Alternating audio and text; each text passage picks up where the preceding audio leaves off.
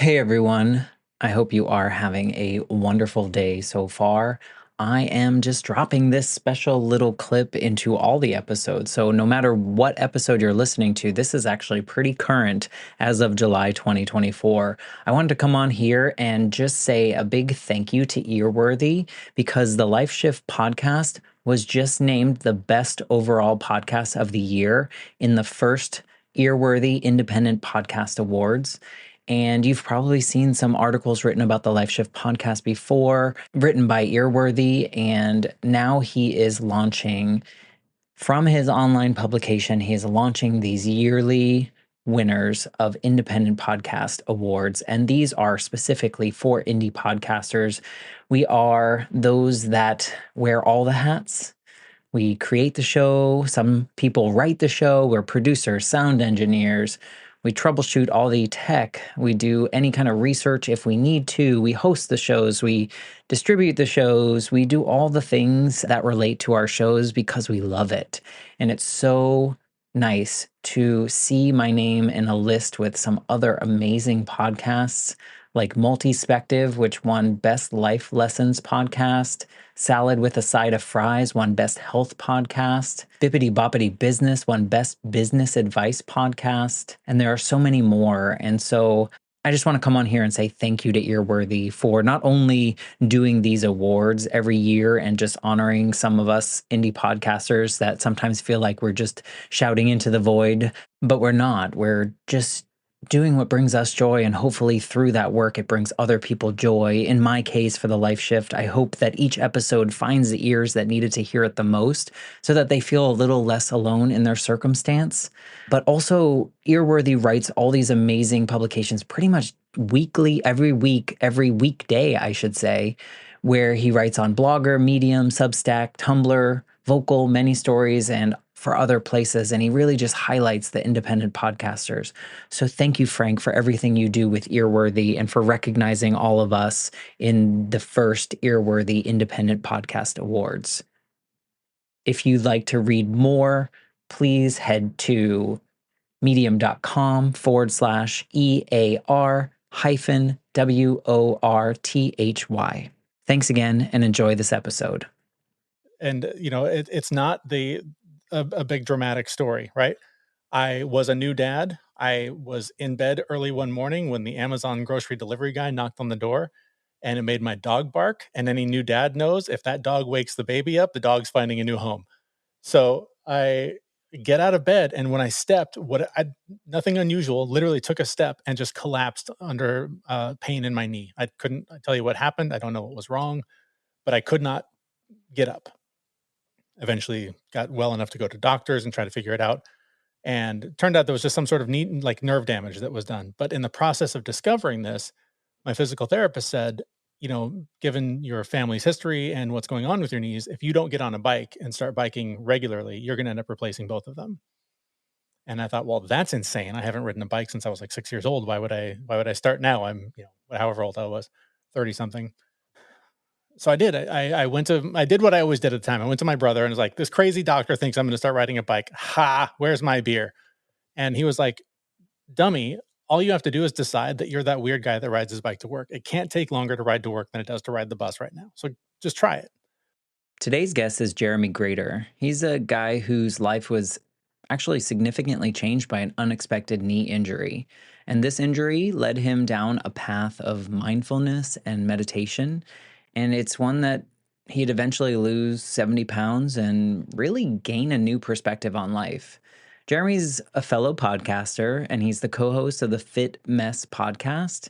And it's a place where he kind of candidly explores men's mental health issues with his co-host. And at the start of our conversation, you'll kind of get to hear how we got connected. In this conversation, Jeremy shares his journey through depression and how he went from someone living in constant anxiety about the future to someone who's present and appreciative of the now.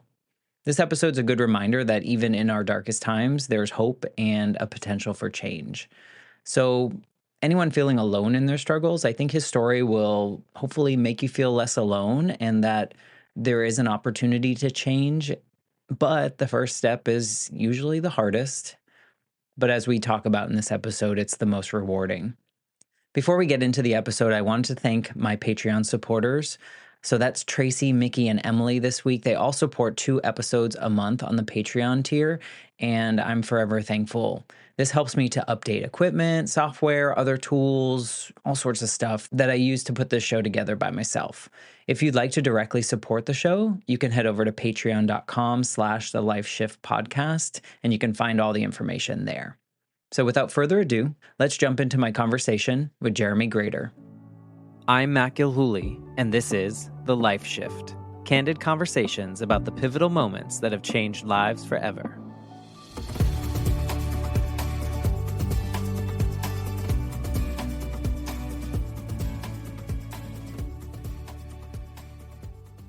Hello, my friends. Welcome to the Life Shift podcast. I am joined today by Jeremy. Hey, Jeremy. Hello.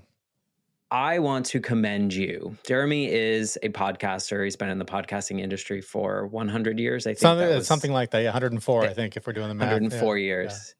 And you currently have a podcast called the Fit Mess podcast, right? With a friend of yours, Zach. Yeah, correct. And so I've been listening to your show, I want to say probably for maybe like a year now. It's Wow. kind of hard in podcasting years. I don't know how long that is. Like, I don't know what that's like, but recently, as of this recording, you guys had an episode that just really spoke to me. And you were just so vulnerable in sharing, and the two of you had just such a honest, open conversation that is rare to hear recorded out there, but it was so impactful. And so I reached out to you, and I just wanted to let you know that it meant something. So thank you for doing what you do with your podcast, but also for that episode specifically. Well, thank you for hearing it the way that I hoped that it would land. As you described, I mean, I was in the middle of a pretty depressed state, and depression is something that I've lived with my entire life. And Zach and I sat down to record the content that we had prepared, and he was just like, "Dude, what is up with you? Something's off."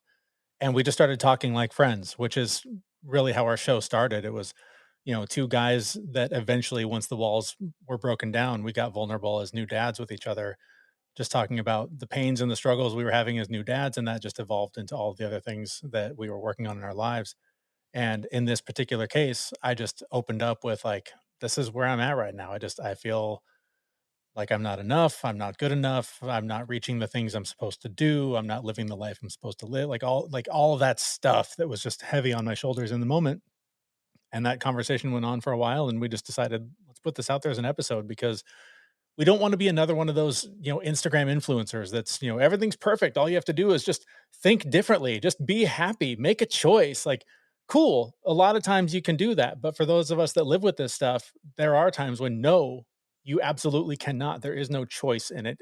You can have all the tools in the toolbox and know exactly what to do, but the ability to actually take the action when you're in those deep, dark, depressed places, it's a whole other beast that isn't solved with some, Canva created image on Instagram. So Yeah, and I feel the same way. It was just, it really spoke to me because I felt that growing up after my mom died, and I was kind of going this grieving journey from 8 years old till 30 something, until I really got a grasp on it.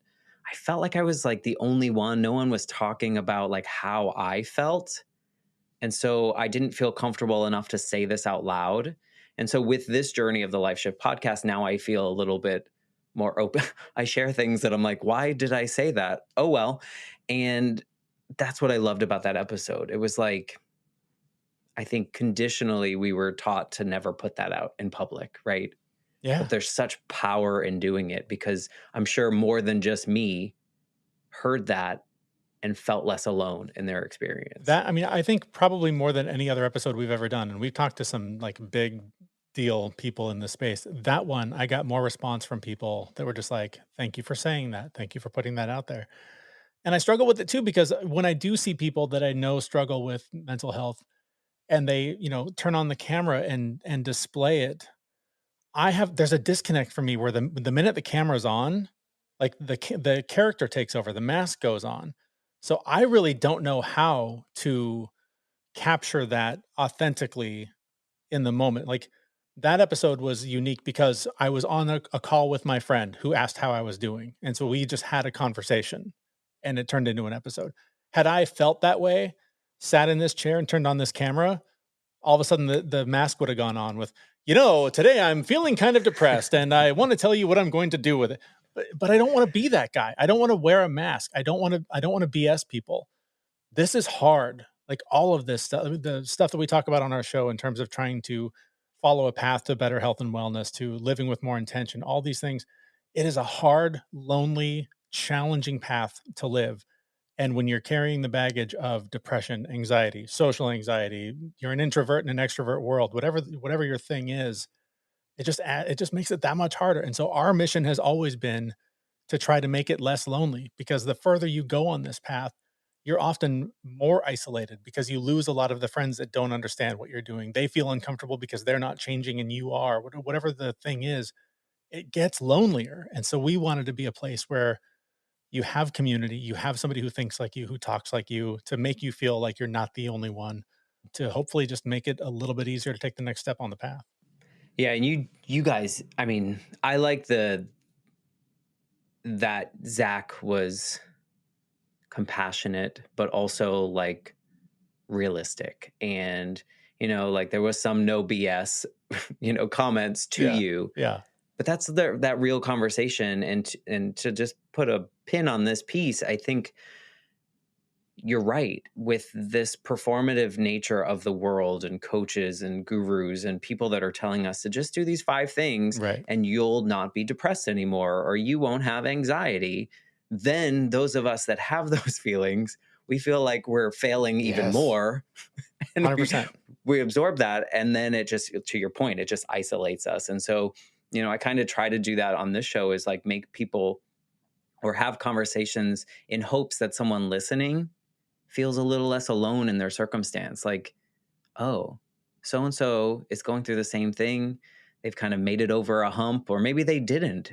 But, Yeah. like I'm not alone in this. And so, again, thank you for that Yeah. episode. Of Thank you for course. what you guys are putting into the world, especially from the male perspective. I think that is often lost in the performative world that we live in. Yeah. I agree completely, especially when it comes to sharing any kind of feelings or vulnerability. There's not a lot of space. I do think it's changing slowly, but there's not a lot of space for guys to just hurt publicly. Right.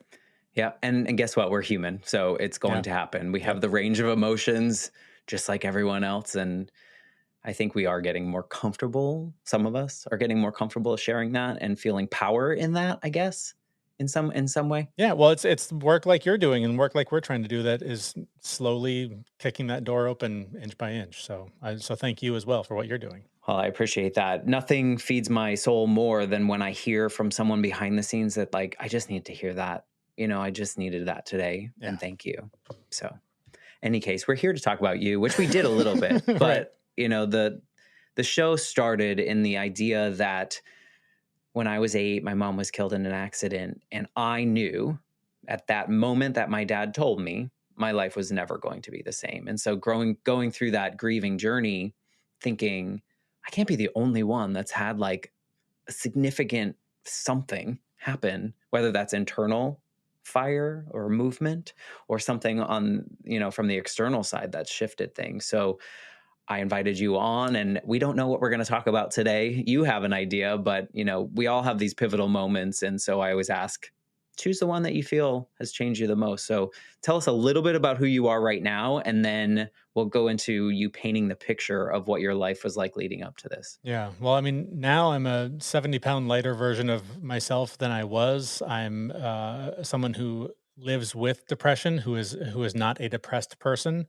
I am someone who is in much more control of my own destiny, in much more control of my own emotions. I am a better dad than I ever thought possible, with a lot of room to grow. I try to be a good husband, do my best every day.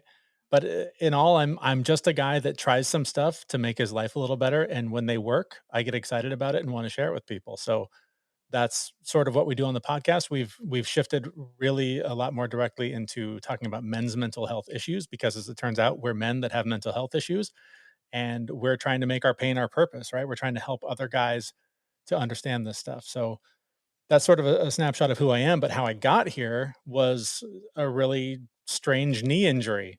And, it's not a big dramatic story, right? I was a new dad. I was in bed early one morning when the Amazon grocery delivery guy knocked on the door, and it made my dog bark. And any new dad knows if that dog wakes the baby up, the dog's finding a new home. So I get out of bed, and when I stepped, nothing unusual, literally took a step and just collapsed under pain in my knee. I couldn't tell you what happened. I don't know what was wrong, but I could not get up. Eventually got well enough to go to doctors and try to figure it out. And it turned out there was just some sort of neat, like, nerve damage that was done. But in the process of discovering this, my physical therapist said, given your family's history and what's going on with your knees, if you don't get on a bike and start biking regularly, you're going to end up replacing both of them. And I thought, well, that's insane. I haven't ridden a bike since I was like 6 years old. Why would I start now? I'm, however old I was, 30 something. So I did. I did what I always did at the time. I went to my brother and was like, this crazy doctor thinks I'm going to start riding a bike. Ha, where's my beer? And he was like, dummy, all you have to do is decide that you're that weird guy that rides his bike to work. It can't take longer to ride to work than it does to ride the bus right now. So just try it. And for whatever reason, the way he said it and when he said it, I, in that moment, became the weird guy that rides his bike to work. Bought a bike within like a week, and it was a 9 mile ride. And I started riding every day. And I had no idea how much having to be present in the moment and paying attention to the next few feet in front of me or where I was on the bike at any given time was going to completely change my life, because the power of being present in right now was never more apparent than that ride. And after doing it for a few weeks, couple of months, I went to my wife and I was like, I got to find a way to bring more of this into my life, because before it was stressing about how I messed up at work yesterday, how I'm going to mess up today, or dealing with that difficult colleague, or the stress of, how I'm failing as a dad. I want to do things better. All this stuff. I was just in my head constantly. And when I found peace while navigating city streets on a bike, I was like, I need more of this. And so I found a therapist who taught me all about meditation. And that was like the first two doors that were kicked open toward a path of, cold plunges, breath work, all kinds. I mean, just you name it, I've done it. But it was all because I hurt my knee one day and had to try something different. And I mean, you say it's not significant, but it is significant. It was like your stop sign. It was your like something that was like, hey, buddy, wake up. Like Yeah. instead of the dog barking, it was your alarm clock. Like it's time to maybe think of life in a different way. Mhm. Because it sounds like, were you living a lot in future, like I should be doing this or this is going to happen and so my life is going to suck more, and because you said like how I'm going to mess up today at work or how I should be a better dad or all these pieces, and all you needed was something that to remind you like today is important as well. Yeah, I think really up until recently, and I mean very recently in the last year, I lived in a place of, by default, I'm not good enough, either for this crowd, for this room, for this show, for my family, for this job. I'm going to be discovered as a fraud and somebody's going to, bounce me out of here. I mean, that was just my base level. That's where I worked from. So every day on the way to work in a 20-year, career in radio, I was like, maybe today's the day they figure out I shouldn't be here. Meanwhile, from the outside, everyone's like, don't you dare leave. We can't do this without you. Right. So none of that messaging ever penetrated. So that was my baseline. And so the deprogramming I worked on, particularly in the last year, has eradicated that voice from my head. And like the silence is eerie. Like I don't know what to do with the space now because I spent so much time thinking I'm going to mess this up. I'm not good enough for that. We're this money problem, that family problem, whatever. That's just where I lived.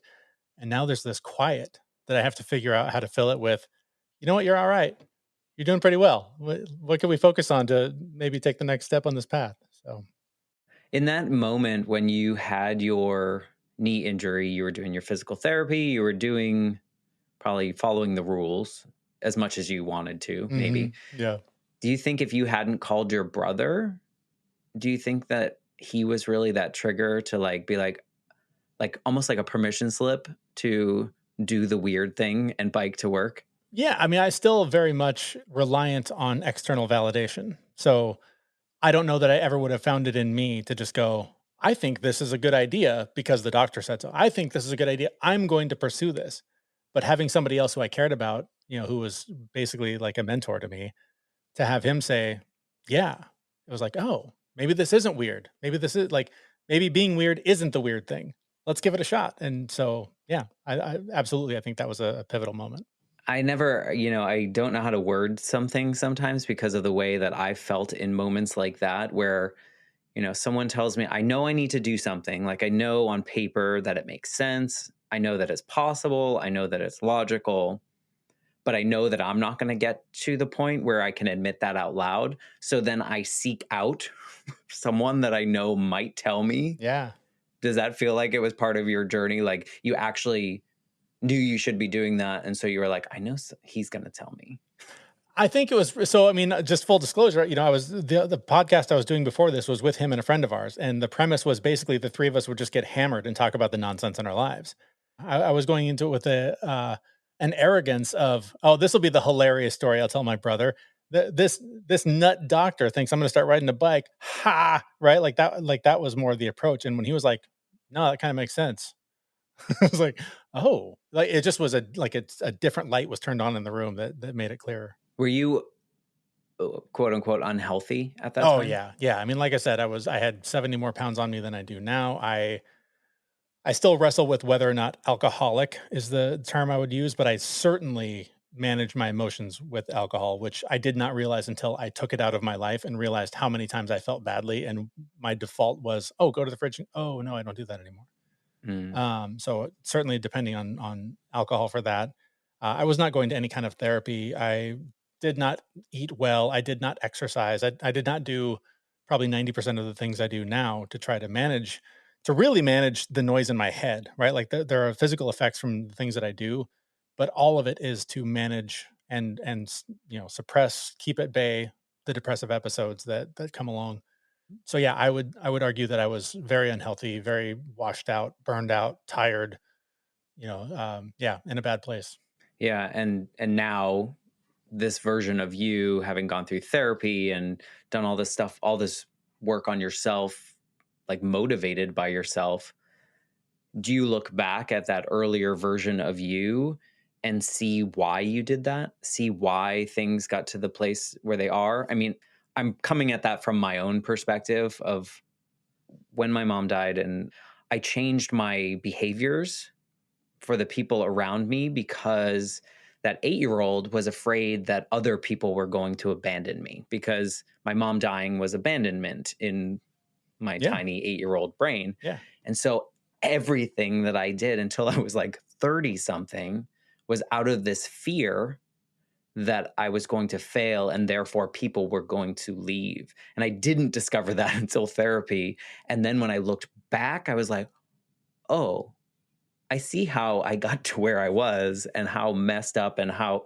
I shouldn't use the word messed up, but how off path I was, I guess, in the way that I felt and the things that I did and the decisions that I made. So when you started to unravel things and look back, did you have a awakening in that sense? there's been a lot of them, and yeah, I mean, when we're children, we're dependent on the adults in our lives for survival, so we adapt and we behave in ways that wins their love and their affection, so that we are safe. And there was certainly alcoholism in my family that I had to hide from, make myself small from, not contribute to anything that might lead to an argument or a fight.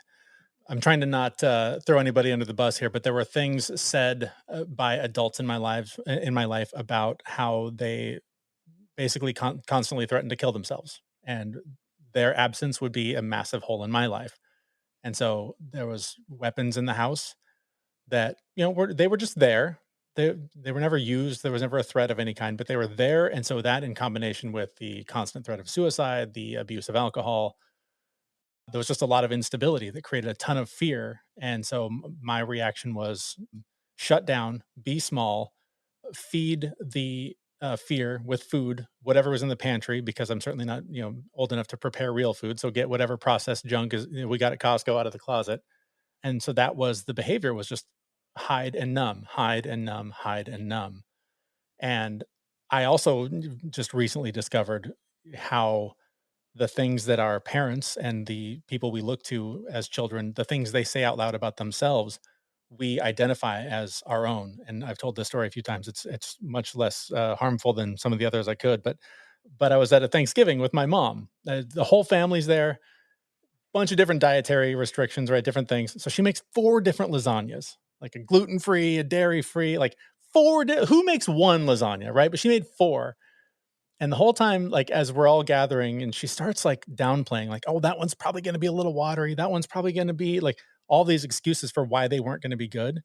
And I was like, "Oh my god, that's the voice in my head. That's the one that's always telling me whatever I'm doing isn't good enough. Because I heard her do that her whole life, which no slight to my mom. My mom's an amazing person, I love her to death. She was probably repeating something she witnessed from her mom or her dad, and it's just that generation of or that generational cycling of not taking stock of the way you interact or behave around your children can have a big impact on them. And so, the voices of suicide, the voices of, how they're going to deal with that. That was not my mom, but that is a voice that I heard in my head all of my life. And I thought, that's just me. I'm broken and programmed the wrong way. And hearing that lasagna conversation, I was like, that's me. And so is that. Like all of it was the things people were saying about themselves that I adopted as my own identity.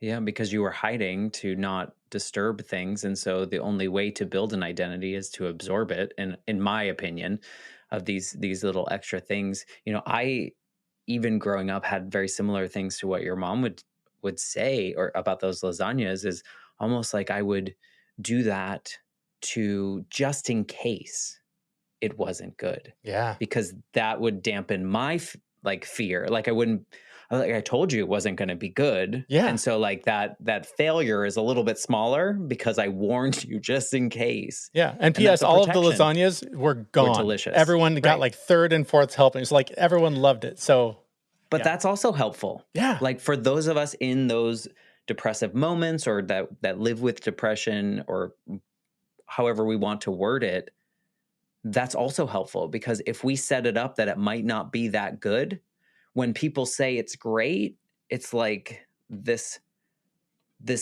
euphoric kind of feeling that we don't often, like, we almost set ourselves up to feel better Mhm. because we know we can't on our own. Yeah. Yeah. It's such we're very interesting people, like Yeah. this, not us, not the two of us, but humans, and like our brains are really trying to protect ourselves Yeah. without us realizing what we're doing. It translates in so many ways. Like, how many times do you show up for a Zoom meeting or a meeting at work where you've got the story of, I'm not prepared enough because, like, you've got to have the story of, oh man, I was up late last night. I hope I'm on, par today. Right. Like you got to sort of lower the bar for everybody just by showing up. And if you can, and this is the next phase of my battle, if you can discover a shred of self-acceptance, then just maybe there's a chance that in this reality right now, you are perfectly good enough, right as you are, right now, whatever you're doing. Imagine what you could create. Imagine the life you could create if instead of creating the excuses of why you're not good enough right now, what you could become if you focus the energy that way rather than constantly trying to dismiss how you may not be good enough for somebody else. Yeah. What were your scales that made you feel, or that, may currently make you feel in certain moments not good enough? Like where were you getting this information, or were you making it up? Like cuz I feel like society was very much telling me that I was a failure if I didn't do Oh X, Y, or yeah. Z. Yeah, I mean, especially, something I'm dealing with right now, and we may be doing an episode on it soon is, I definitely escape into my phone now. Like, when I've just had enough and I'm tired, I will doom scroll, and that's where I'll find all of the perfect Instagram posts, all of the, billionaires telling me how I could just if I could just do this simple thing, suddenly I Yeah. wouldn't have, 3 financial steps. problems. Really, yeah, 3 simple steps to life. Everybody's got them figured out. And it's funny how the people that have loads of money and teams and resources, it's real simple for them. They just outsource everything to everybody else. So the measure, I mean, I guess the most recent example, I went to a big conference a few weeks ago, and there I am in a room full of people that have been in this industry for a half or a quarter of the time that I have, that are either experiencing greater success than I am, or putting out the illusion that they're creating better success than I am. And, by day 3, day 4 of being surrounded by these people and all the stories of all you have to do is, and man, it's just follow this plan and you'll have it figured out. The feeling of I don't belong here. How did they figure it out faster than me? What's wrong with me that I couldn't solve this puzzle back when I was one of the only people on the planet doing it? That started to creep in of like, oh man, I'm not good enough here. And then I came home, and in the community where I live, we are renters in a community where I mean, I live in a resort community, but I'm a renter, right? And most of the houses are empty because it is the second or third vacation home of a lot of the people that are here. And so they're here in the summertime, and there was a concert in our neighborhood. And I'm sitting there at this concert in the grassy field and surrounded by 100 people. And I'm looking at every one of them going, all homeowners, all making more money than me. I don't belong here. And even as a podcaster, like the band that was there was essentially a cover band, a great cover band, but they were a cover band. And part of me started going like, I am a self-help podcaster. Am I a cover band? Am I just a knockoff of Mel Robbins? Am I a knockoff of Tony Robbins? Like, what am I doing with my life? So this is the story. Like this conference set off this cycle of I'm not good enough, which buried me for like a week of just like, it's too late now. How am I going to turn this around? But enough time, enough rest, enough using of the tools, support, therapy, all the things start to, you start to claw your way back out.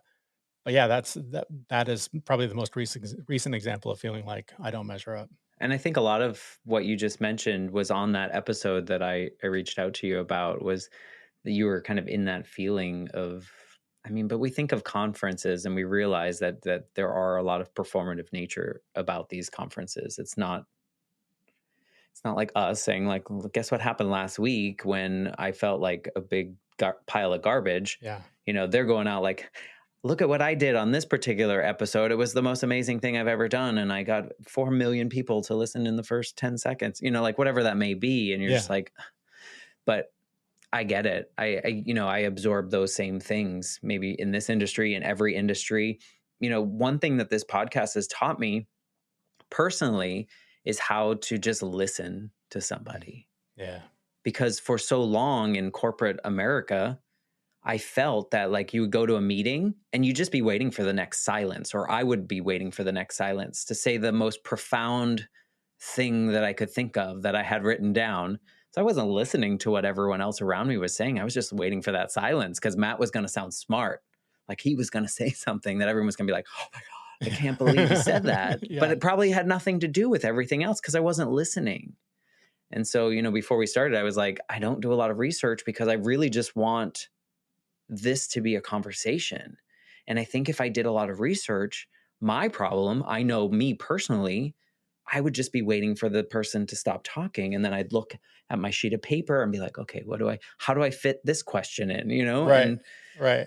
so we get wrapped up in like, or I got wrapped up in so many checklists that the world was putting out there, but maybe they weren't. Like no one was my dad did the best he could with what he knew how to do. Yeah. He wasn't expecting me to perform at my highest and not fail him. He wasn't going to leave me. He wasn't, but I just took all that, Yeah. I just absorbed that. And so, I think the idea of just finding this ability to be present, funny enough, it happened to be, riding 9 miles on a bike to work every day, but the idea of being present has been so impactful in my life. So like what were some of the first things that it triggered when you were riding your bike? I'm sure the first time you're like, this sucks.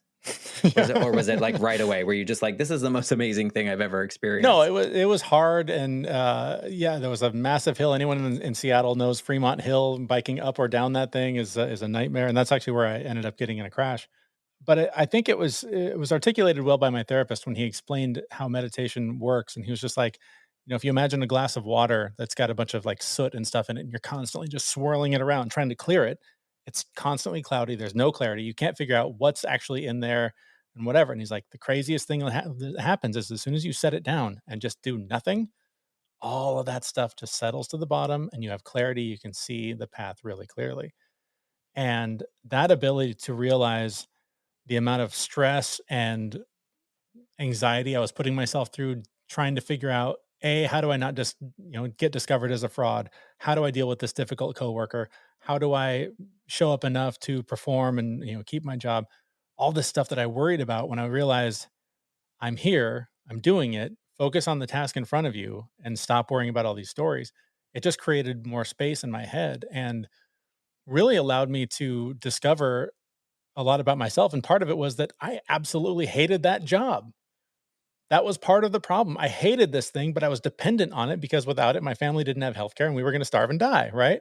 So I kept showing up to do this thing and going to my doctor every year and having him say, "Have you quit that toxic job yet? It's killing you." And there was just so much fear. And when I put all of that stuff down and allowed some space for, your inner child, the inner you, God, whatever you subscribe to, when you make room to hear what they have to say, man, there's a lot of wisdom.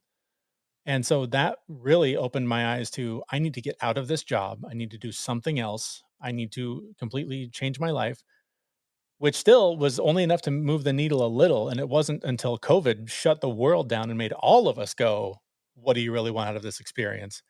That was the catalyst for me that I mean, we completely changed our lives. We sold our house, left everything behind, left everyone behind, and moved to a new country and a new town where we knew nobody, and just trusted that by taking that leap, some net was going to appear. And not only did it appear, but it has dramatically improved our lives by every measure. I mean, it's for someone, or like the story you told of who you were before, that seems so hard and Hmm. foreign Yeah. to get to that place, right? Like to even trust yourself enough to quit a job or to pack up your stuff or leave stuff behind or leave people behind. Like I'm letting someone down. Like how can I do? So how did like what were some of the things that got you to that point? Like what was like something you said meditation, Hmm. you said cold plunges. What was like the most impactful thing? Give me your three things Here's to my three change my step formula life. for a happy life. Just follow along. It's real Yeah, easy. exactly. Because it's so fascinating to me because it's such a difference, right? Like I feel like that old version of you would Oh, seems like that'd be a never. really far-fetched thing to do. No. So, I mean, short backstory, my wife was born in Canada to American parents who just happened to be in Canada when she was born. So she is a dual citizen. All of our lives, she had this idea that it'd be kind of fun to live in Canada because why not, right? She was born there. We have this opportunity. And there were just, sort of the surface level things. There were some things happening in the country, in the town where we lived, where I was like, okay, like lines were crossed. And I was like, done. I'm ready to go. Let's go somewhere else. But the work leading up to it was understanding that I could do hard things, that I could bike 9 miles or 18 miles, that I could sit in ice water for 3, 4, 5, 10 minutes and survive, be okay, that I could lift heavy things, that I could be a dad, that I could own a home, right? Like these things that were scary to me, little by little, I started testing, can I do this? And I kept building up the evidence that proved that I was who I said I wanted to be. And that, I mean, I'm not kidding. Of all the things that have happened in my life, moving was the scariest thing I've ever done. I mean, the 6 months it took to make the decision, list our house, come up with a plan. I cried in my kids' room every single night putting them to bed, worrying, am I ruining their lives? I'm taking them away from their friends. I'm taking them away from their families. We know nobody. This could be the biggest mistake I've ever made in my life, and it could damage them. Just sobbing in their room every night. But I have also learned, and it's so funny, but the Ryan Holiday book, The Obstacle is the Way, fantastic book, but that title is a mantra that I tell myself all the time. Whatever the hard thing is the path I need to go on to grow. Because if I stay comfortable, if I stay in my little box, I get miserable and there's no growth, there's no change. I just take up space on this rock, for another spin around the sun. So I would much rather be pushing myself to do these hard things. And don't get me wrong, there's still plenty of things. There's still plenty of roller coasters I will not get on Yeah. yet. But I look for what's the next challenge, what's the next thing that scares me, and try to put myself through it so that I can have more evidence that I am who I say I am. Yeah, it's like you built trust in yourself that, even if you take a misstep or what someone else might see as a misstep or what the old version of you might see as a misstep, that you can find your way out or you can find your way around, or yeah, and it just goes back to that, like what all the gurus are telling us, just take that next step. But it's really hard sometimes. Yeah, it is, and sometimes, I tell this story a lot. Maybe I told it on that episode, but the in Frozen 2, when Anna is in the cave and she's singing about just doing the next right thing. When I'm depressed, sometimes it's just opening a window. Maybe that's the next right thing. When I'm feeling good, maybe it's going to the gym a little bit longer, adding a little bit more weight on the bar. Sometimes it's just putting the phone down and talking to my kids, right? Like, it doesn't have to be huge, but I promise you that if you are unhappy with your life and you're not doing anything different, I know how tomorrow's going to go and the day after that and the day after that. But if you try one thing, for me, it was riding a bike. That introduced me to more things I mean, literally things that I would tell Zach as I got to know him. That's crazy. I can't believe you do that. That's so stupid. And then 6 months later, I would be telling him, "Hey, I tried out this thing. Have you ever heard of this cold plunging nonsense?" "Yeah, dummy. I told you about that 6 months ago, and you laughed at me about it." Like, there are things that I literally would laugh at as being just ridiculous nonsense, and now they are staples in managing my physical and mental health. Yeah, I mean, it's amazing. I think there's something in that personal development, especially for someone that lives with depression. It's I find in my moments of depression, I've never been clinically diagnosed or anything like that, so I don't know for sure what the terminology is, but I find it so much easier to say stay in that space. Oh yeah. To It becomes like a comfort, Mhm. I know this place. It's familiar. I also know that this is a terrible place for me to be, Yeah. but it's so easy for me to just stay there. And it sounds like in your development, like I love that you probably acknowledge that, but also are like, no, I have to do just like one thing. I have to just take one step. I don't think I've gotten there yet. Mine is more just I acknowledge it. I tell people around me, I'm like, hey, I'm feeling this way. I know it's not permanent. I know my body and my mind is doing whatever it needs to do to get through this. And it might take a couple days, it might take a day. I don't know what it's going to do, but I'm acknowledging it. I don't know that I actually take actual steps in like the way that you're saying yet. But let me tell you, that is a step that I struggle with. That's not one that I'm good at. Usually my wife is the one that will tell me, "You have that look on your face." And I'm like, "I'm fine." I'm powering through. I'm trying to get work done and whatever the to-do list demands that day. I'm just tired. I'm fine. And I refuse it because I don't want to allow it. But you play the song, right? Like when you've spent your life maybe often in that place, there's a lot of comfort there in being the victim to this thing and wanting to be rescued, wanting someone to see you and acknowledge your pain. And for me, when I start coming out the other side of it and I can start to see the light again and I start to feeling just a little bit better, that's when there's this round of shame that takes over. It's like, "Ah, it happened again. How did you let it happen again?" And that will kick me back down the hole for a while. And it's this awful cycle of like, I couldn't show up for my kids. I couldn't show up for my wife. I phoned it in at work because I got to pay the bills. And this isn't a good enough excuse to, take a sick day or whatever. But having the ability that you have to say, this is where I'm at, just everybody heads up, that's huge. I can't. It is so hard for me. My family is very outgoing. They want to go do all the things and be around all the people. And that's my nightmare. So when they're like, "Let's go do this thing," there's this pull of self-care. That's not where you thrive. That's going to drain you, but you want to show up. You want to be a good dad. You want to be a good family member. You want to be a part of the team. And they're always going to win because they mean more to me than I do. So I have to find the balance, and I have to give my wife sometimes the authority to say, "You're not coming." Is that like how do you toe that line? Because it seems like it'd be really hard to be selfless but also selfish. Like I feel like there's a line to toe that is healthy or in some way for other parties as well as yourself. How do you find that space, or how have you navigated your way to maybe eventually finding that Yeah, space? badly. Badly. Yeah. Yeah, it's It's hard tough. because it's hard to hear also that you feel that they are more important than you, because without you, they are not them. As you know, growing up, you wanted the approval, or you wanted the status quo, or you wanted the people to not pay attention, to be mad at you. But, you know, you are important in their lives, and you're the reason that they are as good as they are. It's like Yeah. a this weird mind F word that plays with us. Yeah. I mean, there it helps to have a supportive partner that understands. And we go to a therapist who helps us sort these things out too.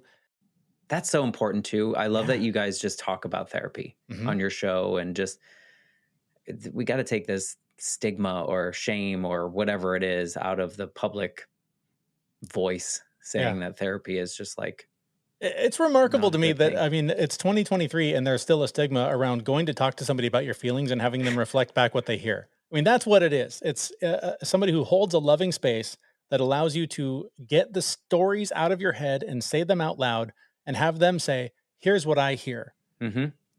It's funny. Do you find this too, that the stories are much scarier when they're in your head Oh my than when you God, say yeah. them out loud? Yeah, because they just keep beating you over and over and over again. Where once it's said, it's landed. There's a couple of guys that I text with. We have this text thread. We went through this like 9-month group therapy project together, and we're still on this text thread. And it's incredible how when I do start to notice I'm feeling drained, I'm feeling down, whatever the early signs are, or even if I'm in it, before meeting these guys, that would just live there. And I would use all my tools when I could and not when I couldn't. And I would just go rest and just get through it. But now I have the power to just send a quick text to these two guys and say, guys, I'm there again.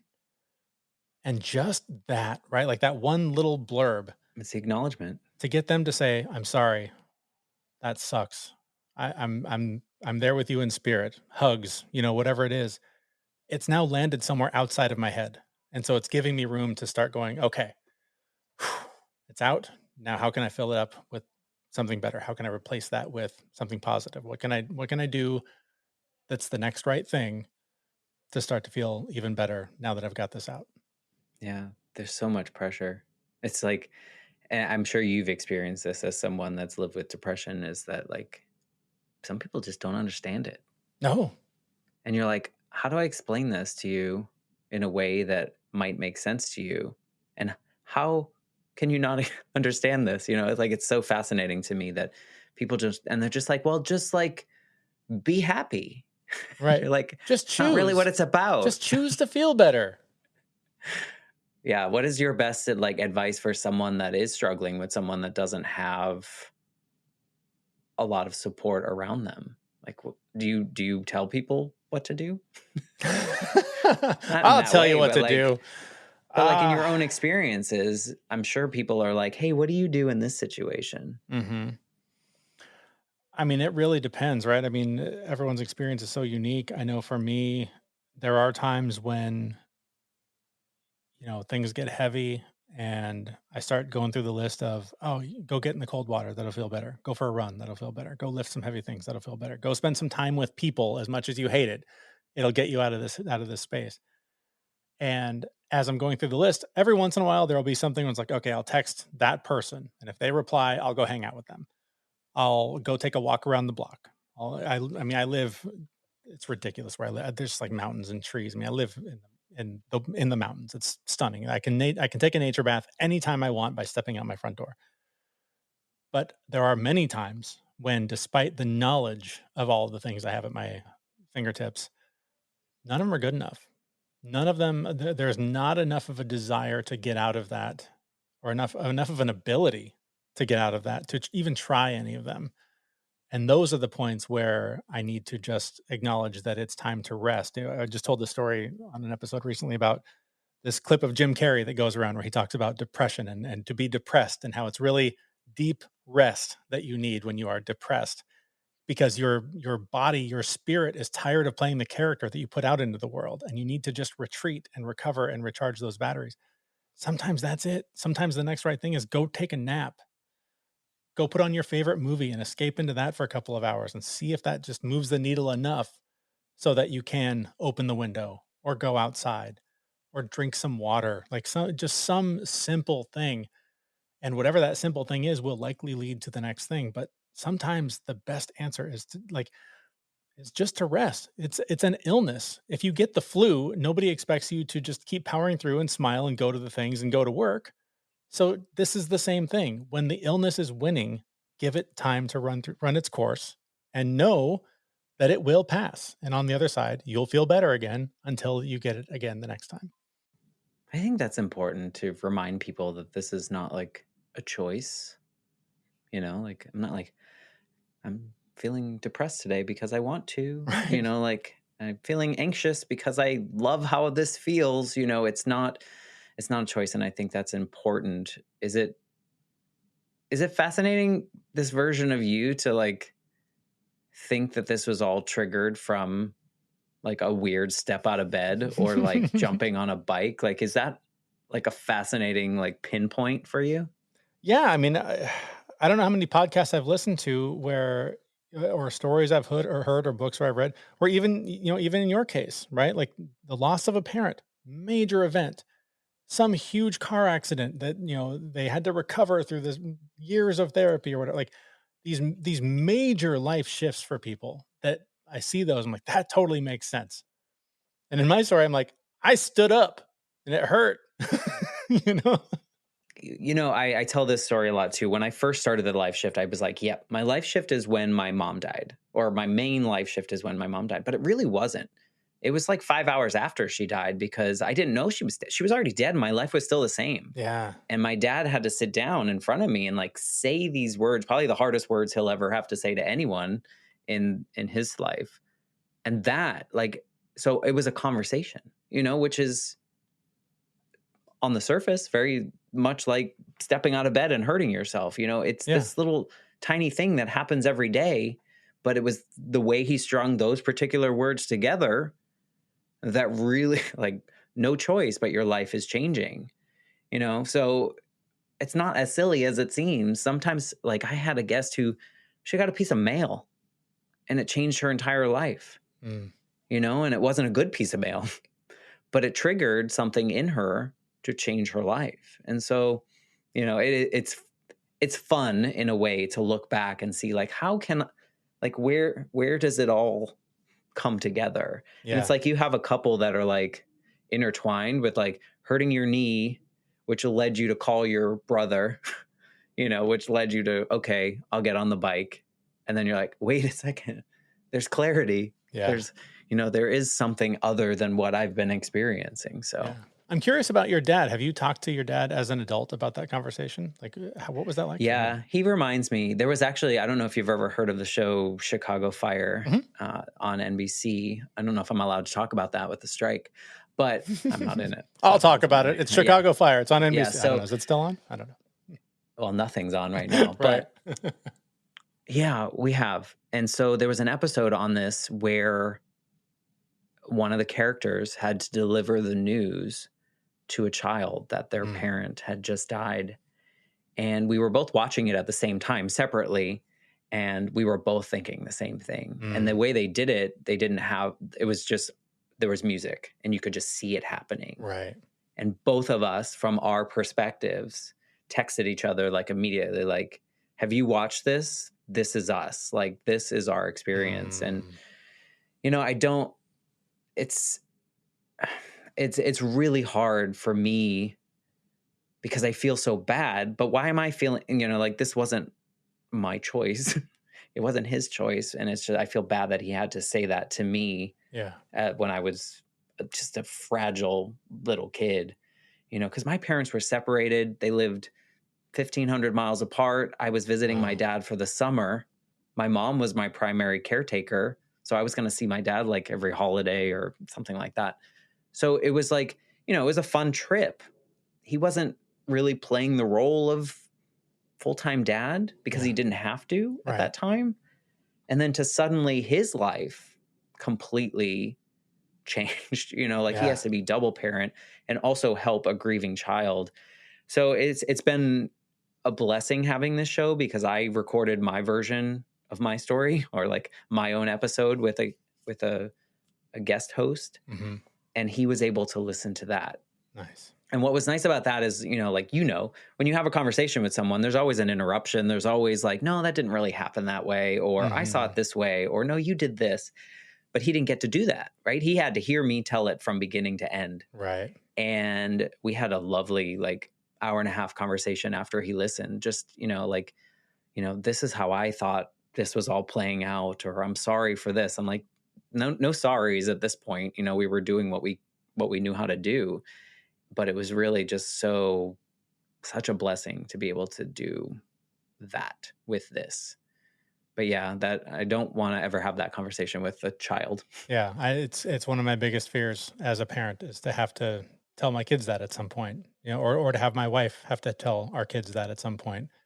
And man, I can't even imagine what a life disruptor it is, and the pain that he felt and that you went through and are now processing, hopefully in healthy ways. That's You yeah. know what? I do say this. I've said this on many episodes, but the loss of my mother at such a young age, the failure of grief for such a long time, and I'll take that word and be okay with it. I failed at grieving for so long. I didn't know how to do it. Nobody Sure. was talking about it. It wasn't my fault, but I did fail at it.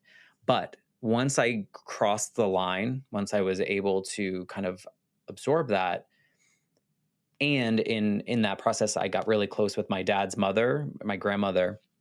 She was diagnosed with cancer like in my 30s, and because I had failed so hard grieving my mom, I knew it like gave me all the tools that I needed Mm, to do it right with my grandmother. And so because of that bad experience, I was able to like sit her down before she got too sick and say all the things that I needed to say and have that conversation. I think if I hadn't had that previous experience, I would have missed out on all that. mhm. I wouldn't understand how final death is, Yeah. and so I sat with her last 96 hours of her life and just was there for her. She was there for me when I was born. I'm going to be there for you when you take your last breath. And so, the bad experiences taught me so much. And so I can look back now and be grateful for Yeah. that failure. Yeah. That's it's like the expression, right? There's no wins and losses, just wins and lessons. It's hard to get there though, and sometimes even still, when it's still hard to believe it, Mhm. right? Like when Yeah. you're just like you said, you logically know how you're feeling and it's not the right place to be, but you can't get out of it. Yeah. And it just doesn't make sense. Yeah. So you just give it time, let it pass, and then the logic starts to make more sense.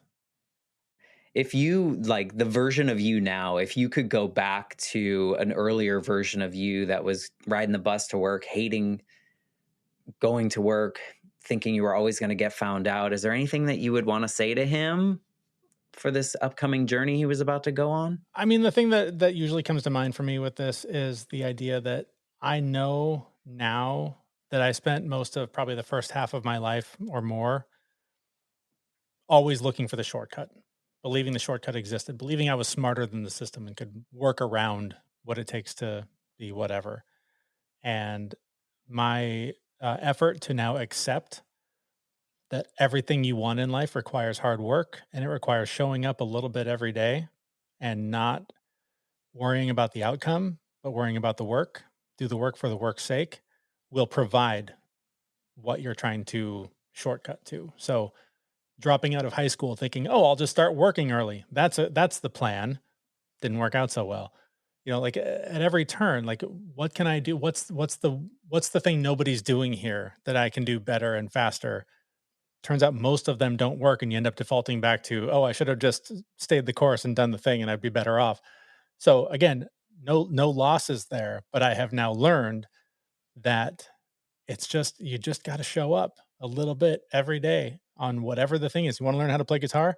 Play for 10 minutes every day. You want to start an exercise routine? Start taking a walk for 10 minutes every day. And then you'll just get better and better. But if you think you're going to buy the magical course or you're going to find the magical guru that knows all the secrets. You're not. There are a few steps ahead of you maybe, and they can show you, hey, come this way, maybe it's a little bit faster, but there is nobody that knows anything. We're all faking it, right? We're all making it up as we go along. So trust yourself a little bit. Don't tell anyone. Yeah. Don't tell anyone that we're faking it. That's right. I don't want them to know. No, you're right. I think your earlier version needed to know that it was okay to trust yourself and trust that you were going to be okay and that you could do the things and you could do hard things and you could do easy things and you can do all the things. It just might take longer in some instances. Yeah. There's no race. I think we're conditioned to think that there's a race. Of course. I think we're conditioned to think we have to be at the top. And it goes back to your idea of going to that conference and seeing other people. And then we start comparing ourselves with all these people. They're not running the same race. Yeah. It might look like they are, but they're not. No. We're all on this journey on our own. And I think, your story reminds me that we need to believe in ourselves and the journey that we're taking and know that there is a purpose in all of the things, even the really crappy things that we're sometimes take on this unnecessary shame about. There's purpose in all of these pieces. And, what this also tells me or reminds me is that the Life Shift podcast is serving me too, because hearing you say these things validates my experience, validates that, oh, I am just normal. I am just like every other human. Yeah. So thank you for putting what you put into the world, for sharing your story here, even though you're like, it's just a knee injury, getting out of a bed. It's it was what you needed at that moment in time to kind of wake up a little bit more than you were awake before. Yeah, absolutely. Thank you so much for the opportunity. This has been a great conversation. I really appreciate it. I appreciate you, and I will continue listening to what you do. I will share in the show notes the links to your show. Any other way that you want people to come into your orbit or connect with you? Whatever podcast player you're using right now, you can find our show. It's called The Fit Mess. And I will say that if you listen to one of the Fit Mess episodes and it connects with you in some way, reach out to them. Let them know.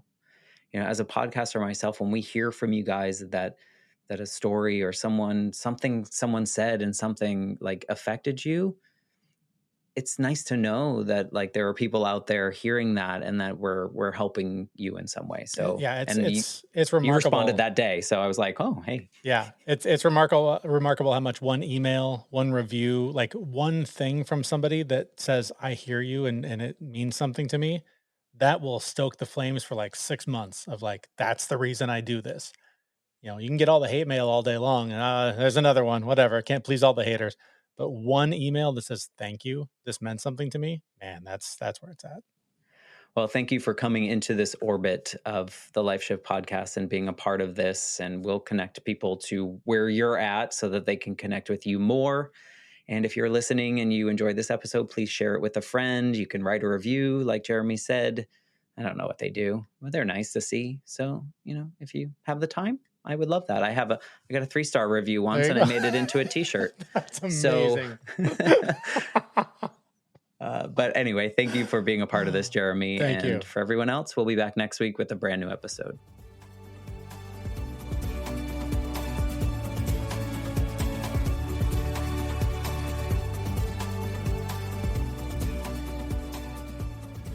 For more information, please visit www.thelifeshiftpodcast.com.